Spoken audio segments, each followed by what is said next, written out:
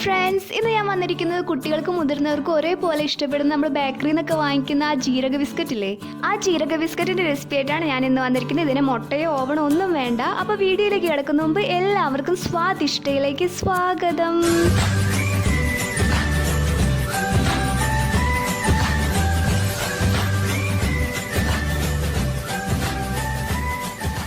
ഇതിനായി ഒരു ബൗളിലേക്ക് 1 ഗ്ലാസ് മൈദ, 2 സ്പൂൺ പൊടിച്ച പഞ്ചസാര, 1 ടേബിൾ സ്പൂൺ ജീരകം, 1/4 ടേബിൾ സ്പൂൺ ഉപ്പ്, ഇതെല്ലാം കൂടി നന്നായിട്ട് മിക്സ് ചെയ്യുക. ഇതിലേക്ക് 7 ടേബിൾ സ്പൂൺ നെയ്യ് കുറച്ചായിട്ട് ചേർത്തതിന് ശേഷം നന്നായിട്ട് മിക്സ് ചെയ്യുക.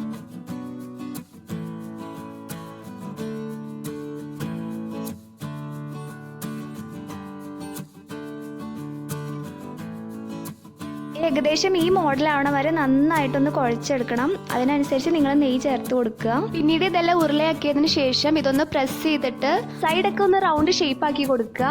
എന്നിട്ട് മുകളിൽ ഇതുപോലെ കുറച്ച് ജീരകം ഇട്ട് കൊടുക്കുക.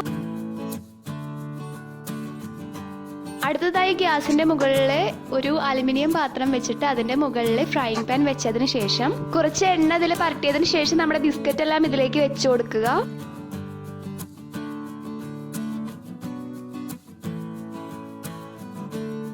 ഇതൊന്ന് മൂടി വെച്ചതിന് ശേഷം ഒരു 12 to 15 മിനിറ്റ് മാക്സിമം ഒന്ന് കുക്ക് ചെയ്തെടുക്കുക. അതിൽ കൂടുതൽ വെക്കരുത്. ചിലപ്പോൾ നിങ്ങൾ വെന്തിട്ടില്ല ഡൗട്ട് തോന്നിയിട്ട് നിങ്ങൾ അത് കൂടുതൽ നേരം വെച്ച് കഴിഞ്ഞാൽ വേഗം കരിഞ്ഞു പോകും. ലോ ടു മീഡിയം ഫ്ലെയിമിൽ അഡ്ജസ്റ്റ് ചെയ്തിട്ട് വേണം വെക്കാൻ. അപ്പോൾ നമ്മുടെ ബിസ്ക്കറ്റ് ഒക്കെ നന്നായിട്ട് കുക്ക് ആയിട്ടുണ്ട്. ഇനി ഇത് നമുക്ക് ഒരു 15 മിനിറ്റ് തണുക്കാനായിട്ട് മാറ്റി വെക്കാം. ബിസ്ക്കറ്റ് ഒക്കെ നന്നായി തണുത്തതിന് ശേഷം മാത്രമേ എടുക്കാൻ പാടുള്ളൂ, എന്നാൽ മാത്രമേ നല്ല കട്ടി വരുള്ളൂ. അപ്പൊ നമ്മുടെ ജീരക ബിസ്ക്കറ്റ് റെഡി ആയിട്ടുണ്ട്. എളുപ്പമല്ലേ ഉണ്ടാക്കാൻ? അപ്പൊ എല്ലാവരും ട്രൈ ചെയ്ത് നോക്കണം. ഞാനിതൊന്ന് പൊട്ടിച്ചിട്ട് നിങ്ങൾക്ക് കാണിച്ചു തരാം.